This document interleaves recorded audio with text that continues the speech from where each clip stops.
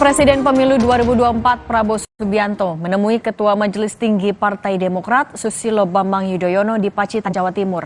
Prabowo didampingi tim suksesnya, termasuk Sekjen Kementerian Pertahanan Syafri Samsudin.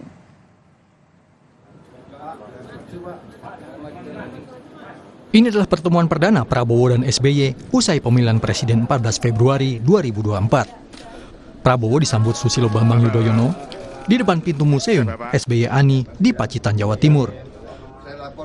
SBY bersama kedua anaknya, Agus Harimurti Yudhoyono dan Edi Baskoro Yudhoyono. Pertemuan berlangsung selama 1 jam, digelar secara tertutup. Usai pertemuan, Prabowo menyatakan menemui SBY untuk mengucapkan terima kasih pada SBY dan keluarga yang telah mendukung dirinya secara luar biasa di pemilihan Presiden 2024. Saya ucapkan terima kasih atas dukungan beliau. Beliau sangat luar biasa mendukung saya, dan untuk itu saya sampaikan terima kasih. Juga Mas AHY luar biasa juga membantu kami, bagian dari Koalisi Indonesia Maju. Tapi secara personal, secara fisik turun semua. Juga Mas Ibas juga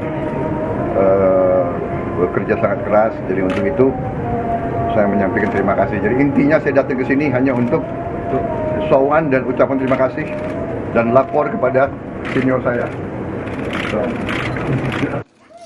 Sementara putra SBY, Agus Harimurti atau AHY, yang adalah Ketua Umum Partai Demokrat, menyatakan pertemuan keduanya murni silaturahmi. Silaturahmi ini merupakan bagian dari